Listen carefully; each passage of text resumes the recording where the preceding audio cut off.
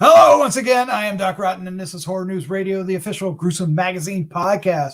Back with me again this week are the scariest, goriest, bloodiest co-hosts on the net.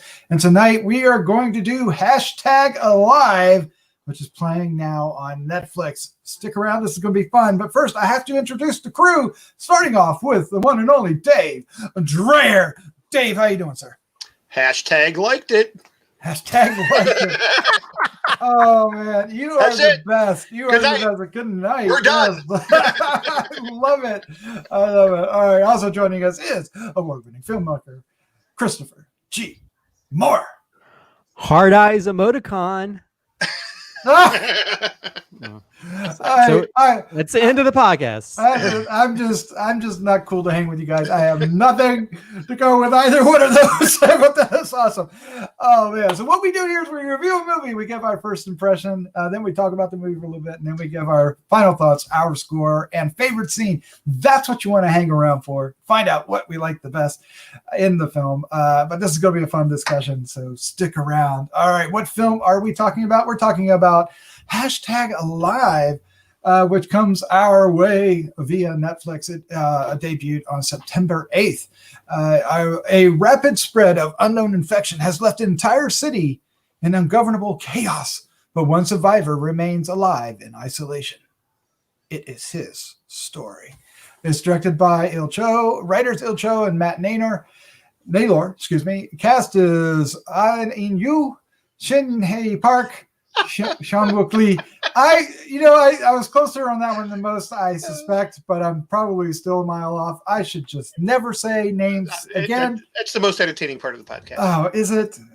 That's the most entertaining part? All right. I'm surprised we're not at war with South Korea right now. Yeah, that's the most horror on this podcast is how you mangle people's names. So I'm going to say something right out of the gate here. This film reminded me of The Night Eats World, which is a French film. Did you guys see that? I did, yeah. Yes. I think it did in tone, but I think this is a way better film than Night Eats World. Yeah, I did not like The Night Eats the World. I think we review that for the podcast? We did. And I did not give it a favorable review, I don't think. No, I don't believe I did either. I found to be... Yeah, I did. There's a few people that really like The Night Eats the World because I feel like it's more of an artsy take on that. But I think this is a million times better, in my opinion. Wasn't that one of the many films Stephen King says, yeah, this is the best film? I don't remember that, but it's possible. I think he did say he liked it, but I think to me, I don't know. I guess to me, this felt a little bit more relatable, and Night Eats the World I found to be boring. Yes, when it comes down to character, you right away, or at least I right away, loved the characters of this movie. I loved our lead, and then when he meets up with the girl, the two of them together, I thought were spectacular. Well, that was a lot better. Yeah, I feel like it's a more realistic version of what would happen if a zombie apocalypse happened, and what millennials would do. They're like, "Oh my god, how am I going to play my video games?" All right. Well, we kind of jumped ahead, but let's do our first impressions of #Alive. Dave, you're first. Well, you might think, knowing me and listening to my reviews, a lot of strikes against this one. It's subtitled. It's a Korean. It's a foreign film. It's another freaking zombie movie. But this one really managed to pull off some really clever ideas. Without getting into it too deeply, just the use of simple things like the laser pointer. I thought that was brilliant. When she's communicating with the laser pointer, we'll get into that more later. Yeah. But I thought that was just great. The use of the drone, which has kind of been done before, but the way in which they use it, I thought was really, really good. And there's all kinds of instances of that in this film. Just very creative, kind of cutting edge stuff. These are the fast zombies. These are the Train to Busan type zombies. They kind of morph into monsters. But they were actually scary. There were a couple of scenes in this that were actually kind of terrifying with these morphed humans. As a matter of fact, the scene where the neighbor guy runs in Yes. transforms like right there in front of him was terrifying. So I like this a lot, and I like the this is one of those ones that where like the horror, although it was done in a different language in a different country, the horror is there. It doesn't matter. The language of horror is universal, and this film proves that. I think it does. I think that's an excellent point. All right, Christopher G. Moore, what is your first impression of #Alive? Well, I think it seems to be, I know for me, when we're going to watch this, like, oh, great, another zombie film. And unless it's a comedy, I really don't have an interest in it because I feel like they're just recycling the same old thing. They're just, pardon the pun, they're reanimating the same old story over and over, and you get kind of bored with it. But this, this still has some interesting elements. I love the incorporation of like social media and how that would play into it now. To me, it takes elements of lesser zombie films that were, in my opinion, kind of crappy, like The Dead Don't Die, with how the zombies sort of like whatever skills they had as a zombie kind of play into their abilities, whether it's opening doors or for your firemen, how to climb buildings. That was pretty damn cool. That was great. Actually. So I like that aspect of it, to where they're just, even though they're just sort of like, they're kind of mindless, but they still have enough of a mind to be able to be smart enough to get to certain places, and they were sort of like in that in between. They're not like slow, but they're not fast. They're sort of that medium. They're like the three bears of zombiedom. They're that sort of medium level. And then they also take elements of The Night Eats the World as well, where you have that person who thinks he's alone all this time and dealing with that, but done in a better way, and I cared about this character, even though there's times I'm like, you idiot, why are you doing that?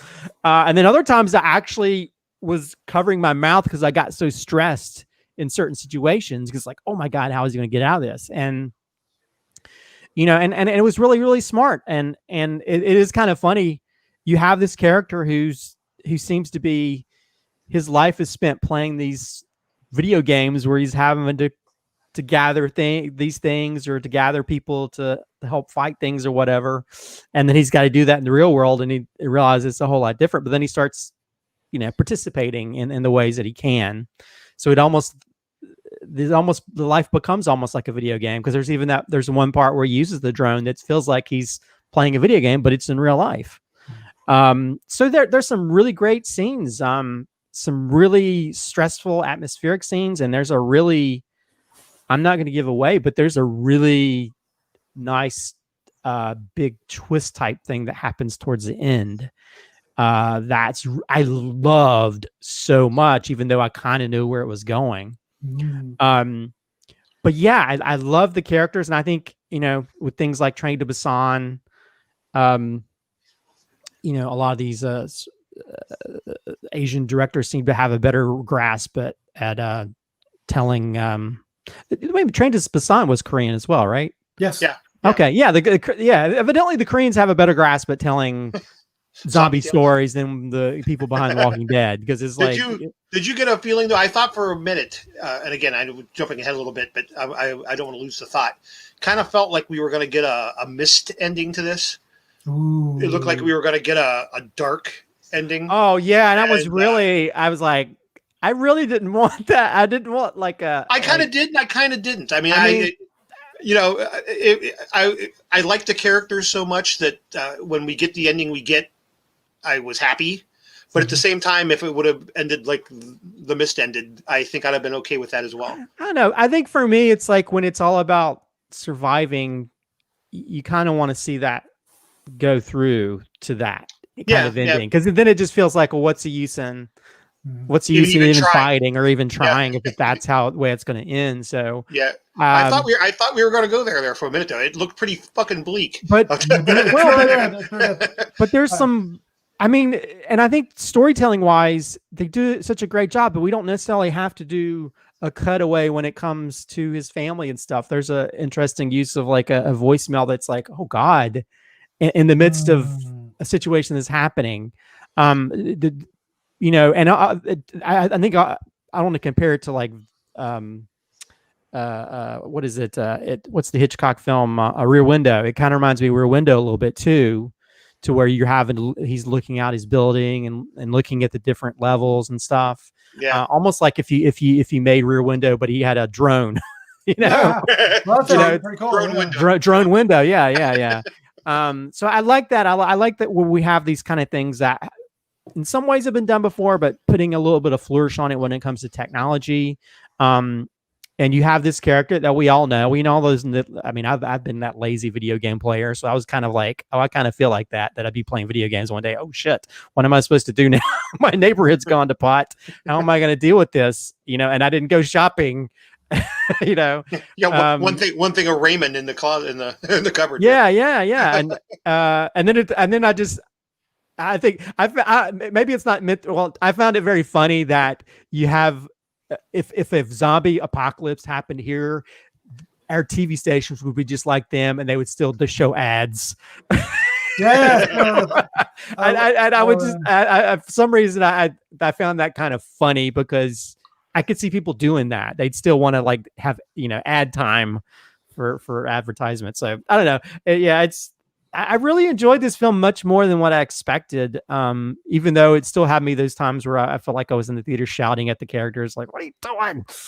Yeah, well, I think that was on purpose. I mean, yeah, definitely. Well, yeah, because I mean, you have a character who's almost like the anti-hero to some degree. You know, he's trying not to do anything, but then he has moments where he has to step up, and then you have that girl who's like, they kind of trade off being the kick-ass character. I liked her character a lot because she's she's freaking kid from Home Alone. And she was like her chair thing.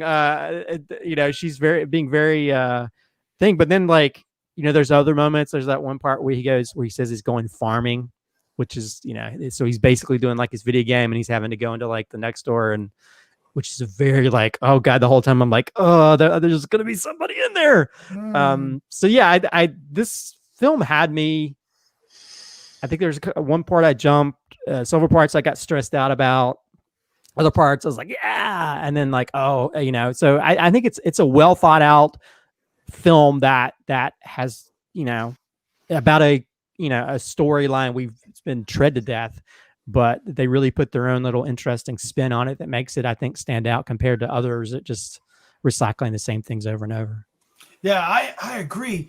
I think what makes this a winner is the characters. I think that Oh Jang-woo and Kim Yo-bin, the neighbors across the street from each other, really make it. I mean, we spend a lot of time with the male character, and he's, like you said, he's kind of he's not well equipped to handle this, so he has to rise to the occasion. And then she's a little bit more equipped, but in the end, it doesn't really. They're still in the same situation, and together they're much better, which is so refreshing, right? And they also have parallels that I thought were really interesting. There's when he first realizes there's somebody across the street and she's communicating with the pen light, right? Or the I guess it's not necessarily a pen light, but it's laser light. And he's literally ready to end it. And later we get this one little shot where we find that, maybe she was too at one point. And it makes the characters at one point, much more relatable in it too. They, kind of relatable to each other, which is really interesting.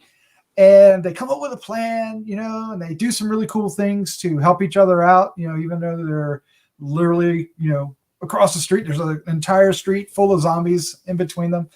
All kinds of chaos going on down there.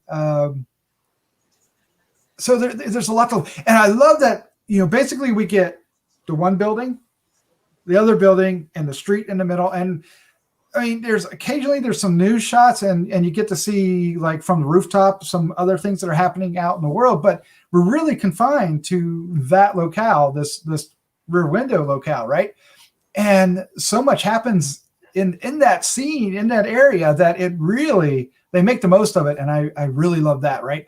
They have, the fire truck arrives and that goes south. And then the one policewoman comes to help and that doesn't go well. Actually, there's two, but and and that's really because we actually, what I liked is we got it from her point of view. We didn't have to see everything from up on the balcony. We get the story from her point of view, and that was really tense what happens with her. Because we're like, oh man, she can make it. Come on, you can do this. You can make it. And well, it's a zombie film, and not everybody makes it. Well, and they do something with the cinematography in certain parts where they actually have cameras on like the zombies that are attacking. Yeah, So it's almost like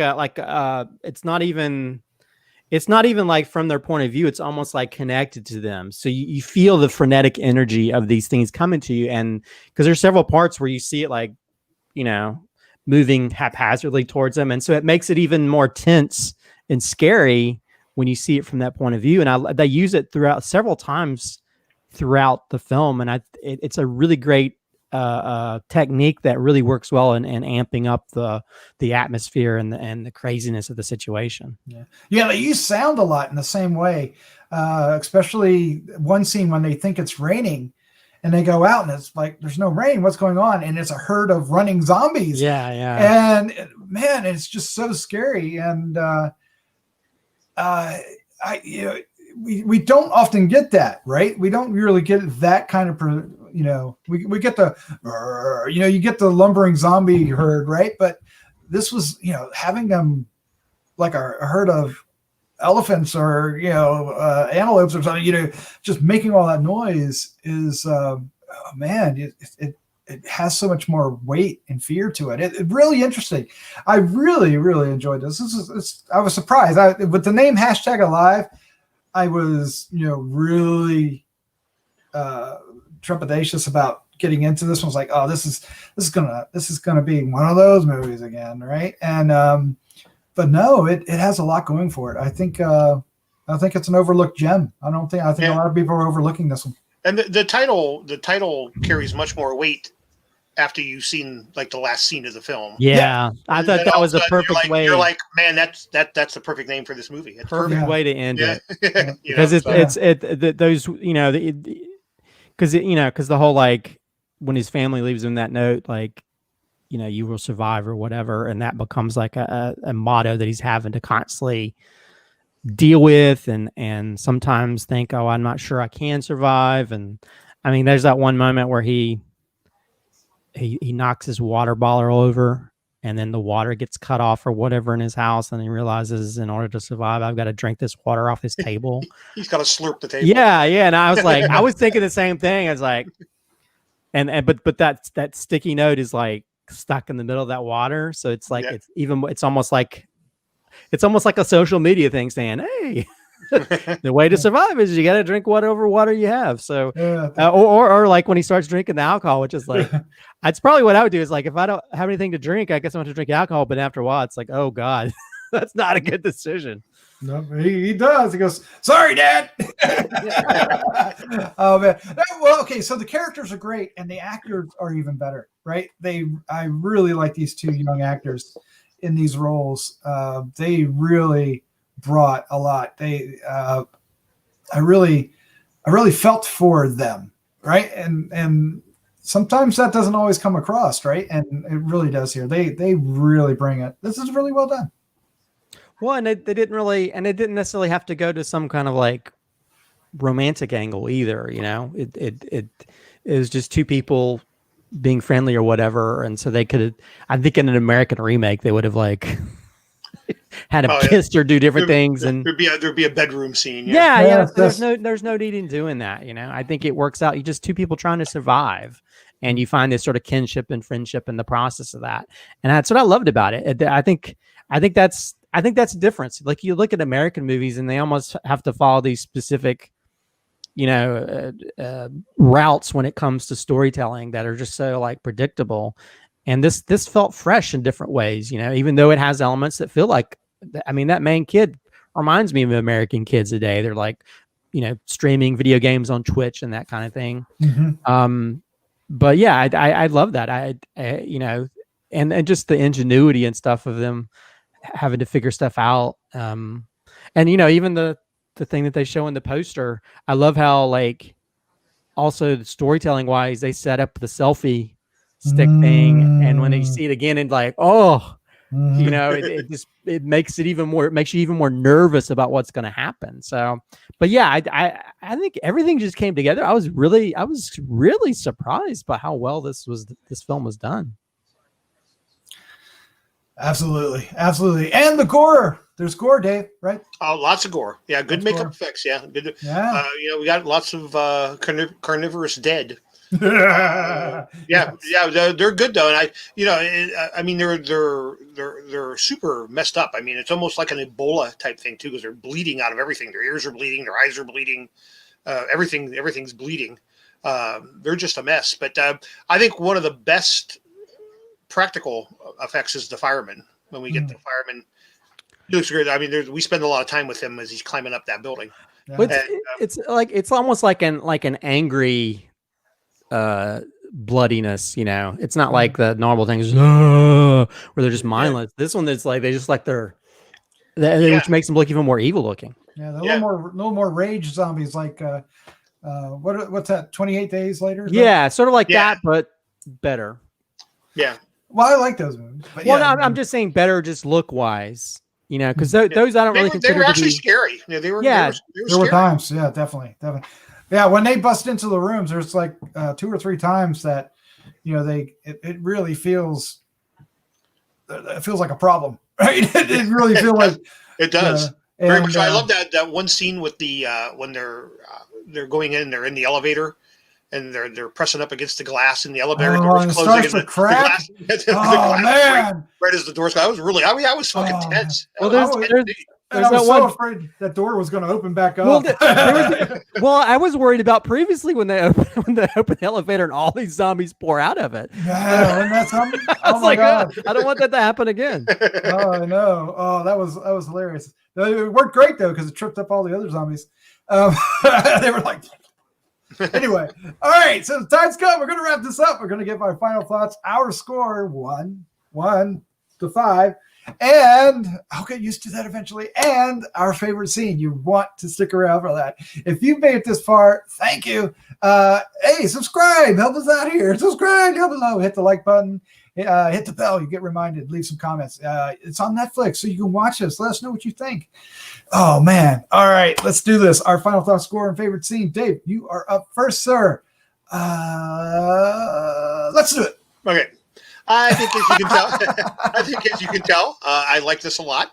I found it to be very innovative. They managed to really inject some new life and some things that I hadn't seen in a zombie film before into this, and I appreciated that greatly. It's just I don't want to ruin the view for you. There's a lot to like here. This thing is jam packed. There's never a dull moment. I think this runs just about an hour and a half, right? Hour and 38 minutes. Yeah, and it is tension filled. I mean, the outbreak occurs within the first 3 minutes, and it don't stop until the credits roll. So it's a great watch. I really enjoyed it a lot. My favorite scene's tough because there's just so many of them, quite frankly. But I'm going to go with the fireman scene because that's the one. Because and again, maybe a little spoilerly here, but she gets knocked out, and the fireman, being that he's a fireman, realizes he can climb up the building, and just the way that it's shot, because we're seeing it from the guy across the way's point of view, and then we're looking like down from her balcony at this fucking thing climbing up the up the thing, and it's just getting closer and closer, and then he sends that drone over, and he's trying to knock him down with that, and it's just like, holy shit, this is like a fucking Indiana Jones movie with a zombie. And then ultimately we get a really great ending to that scene. So I'm going to go with that one, but that's just the one that's in my head at the moment. There are numerous scenes like that throughout the film. I'm going to give this a solid 4.75. This is going to end up in my top 10, I think. Nice. I was not expecting that much. Oh, wow. I really like it. Dave, that's awesome, man. That's awesome. All right. Christopher G. Moore, you're up next. Final thought, score, favorite scene. Yeah, I was really surprised by this because I think because I think going into it, I was like, oh, great, this is going to be like the Night That Eats the World film again. And I don't know if I could deal with the whole film based on that again. But this one, you actually cared about the characters and the situations they're in and how, how sometimes your stupidity can get you even worse situations if you don't watch it. Yeah. And just and especially having a character that we don't normally see too often. It's like this character, this lazy sort of kid who's like, used to his parents getting food and doing all these different things, and now he's gotta he can't depend on just getting it in the video game. He's got to get in reality. And just how everything plays out, a lot of the situations are kind of, because you have, when he finds out the girl across the way and how they interact and things like that. And just even the fun interaction between the two, to where you can tell he's used to just communicating with people through video games and not real people. And so, but then at a certain point, he's got to start using his wits, but then sometimes he allows his stomach to get in the way of things that can screw him over. So, but yeah, I really enjoyed this film. It is and again, I was kind of dreading it. I'm kind of burnt out on zombie films unless it just has a comedy angle. And I think this had, even though it takes us down a tried and true path that we've been before, it adds enough sort of bells and whistles and interesting integration of technology that makes it a much more interesting journey to where you really care about the characters and you care about them surviving. And that's the important part, because a lot of times you just have assholes in some of these films where you don't really care. You just want to see how they get ripped apart. And that's not what this film is about, even though it's got some pretty good, I think the ending of the firefighter thing is probably one of my favorite effect scenes. Because it's actually really realistic. It does, yeah, I love it. It ends on a very good note. As for rating, wow, I'm actually trying to think if there's anything negative I can say about it, because that will reflect my rating. I guess I'll give it a 4.75 as well. I think the only thing I didn't like, I just kept getting annoyed with the character because he kept making stupid decisions, and I was yelling. I was like, "No, what are you doing, you idiot? Stop!" Oh man, that's great. Yeah. So, and then as for favorite scene, I'm not gonna be spoilery, but I'll say they find a third survivor, and how that plays out, I really loved, and was a very suspenseful, interesting scene. The way it plays out, and also just plays out to like the whole aspect of like, once people get zombified, are they really, your friends or your family? Should you really treat them with the same respect as people who haven't been affected? So, but yeah, I that's probably my favorite scene. I'm not going to give it away because I really want people to watch the film and see it for themselves. Because I was like, that was a big WTF moment. That's like, Yes, it that was. had me like, I was literally like this during the scene, because I was like, I don't know how they're going to get out of this. So you don't see that too many times in movies where you're like, how are they going to get out of this situation? And I'd say that probably seems my favorite scene. Yeah, that was pretty intense. Not my favorite, but I do like that it's your favorite. This movie surprised me as well. Like I said earlier, I wasn't necessarily high on actually watching and reviewing this, and I haven't heard a whole lot of people talking about it, so I have a feeling others aren't really getting the the title and what it's all about. It really is much better than I expected. And the actors are a big part of it. The characters, the relationship that these two characters have, it's more friendship, but there is some admiration going on that could lead to other things, and and later on, maybe in their, hashtag alive too, right?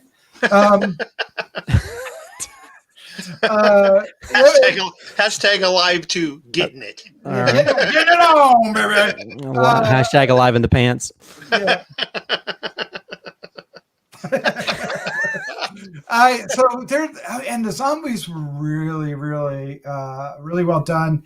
They're not, I love lumbering dead. I like Return of the Living Dead zombies. The more bone and stuff you can see, the better I like them. But these were great, and it kind of leads to my favorite scene. Is the stampede scene. I just thought that was so impactful. That was really well done and so scary. What's interesting about these apartments is that unlike apartments that we're used to, or at least I am, maybe in bigger cities, they have some apartments like this. I mean, it's more like a hotel than an apartment that I'm used to. When you can see out both ends, right? And the hallway's on one side, but you can see out the hallway to the rest of the city or whatever. And then you can see out your balcony. So the fact that you can, see what's happening with all the shadows and the noise of them running by. Oh my gosh. And they're just, it's just there's so many and they're so loud and they're so scary. And that was so impressive and so well done. And, we've seen stampedes before, air quotes, right? Walking Dead has done that a lot, but it's more like a herd, right? They do more like herds than stampedes. They actually even call them herds, I believe. Yeah. So So this was, I don't know. I was really impressed by that. It really worked. So my score is going to be 4.25. 4.25. Okay, that's good. Well, I just want to say that, I think actually when I did my film Disengaged, I had a similar idea for how the zombies move, but I love how they crack their bones. When they move, creepy. Especially when they transformation. But even when they're running, you see them jerky to where it's it feels a little bit like the zombie thing, but it's its own thing, to where it's this sort of in between area that's what made it kind of stand out to me, when it comes to creation of zombies. Yeah, I would say that if we had our fourth person here, that Vanessa could have chosen the transformation scene of the guy, the neighbor. Yeah. That was a great one too. When he looks in the mirror and the blood's coming out of his eyes and he just knows. He goes, I think he literally says, "Oh no," right? Or yeah. And he's trying to get out the door. I mean, he's trying to go. He's trying to leave, but he's transforming too quickly. Oh, it's such a scary transformation. Yeah, it's almost animated. Not like. Like people are animated running through like an animation. It was really odd. I wonder if it was filmed in reverse. It was really strange. Something. Yeah, it did. It looked painful. Actually, it looked unnatural. Right? It looked unnatural. Well, and I think the way whoever helped to choreograph the physicality, I think, is really what sells a lot of it. Yeah. There's also a really touching emotional scene, and there is a few emotional scenes when he is a little bit delirious and maybe a little drunk, and he imagines his family actually coming home. Yeah, that was kind of touching.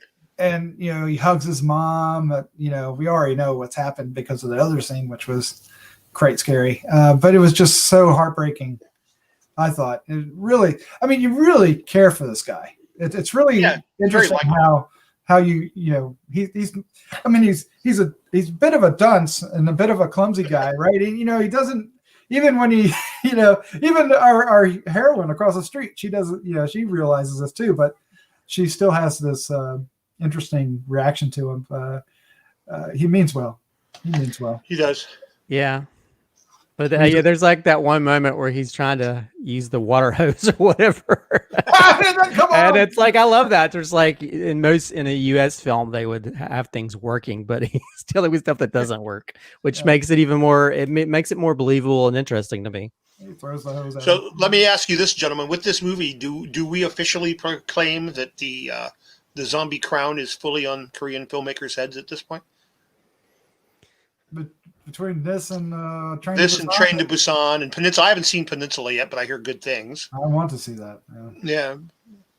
I mean, I don't know. I would say in the last 3 years, the only 2 zombie films that I would recommend would be Train to Busan and now this one. This one? Yeah. Oh, that's so interesting. Yeah. So, I don't know. They're making good zombie movies. They are, and there's a couple TV shows that are really good too with zombies that they've made. What's the name of the one? Kingdom. Have you seen Kingdom? I have not. Is that a Korean one as well? Yeah, and it's really strong as well. So yeah, they get it. Come on, American filmmakers, get your shit together. Step it up. Do All it. right. Well, there you go. There's our review for #Alive. Don't let this one slip you by. I think obviously we recommend it. We gave it really high scores, so check it out. #watch it. #watch it. Let us know what you thought in the comments below. And thank you for sticking around. Dave, Christopher, thank you. Thank you so much for joining me tonight. Of course. Oh, yeah, of course. I'm always ready and able to talk about whatever films we're going to talk about. And this was definitely one of the best of the year, in my opinion. Awesome. I can't wait for our top 10 are going to be so strange this year. This is such a weird year. Oh, we got so much coming up too. I mean, my God. Yeah, maybe there's those last things that'll sneak in, you know. October's going to be insane. All right, guys. Let's say goodnight. Good night. Good night.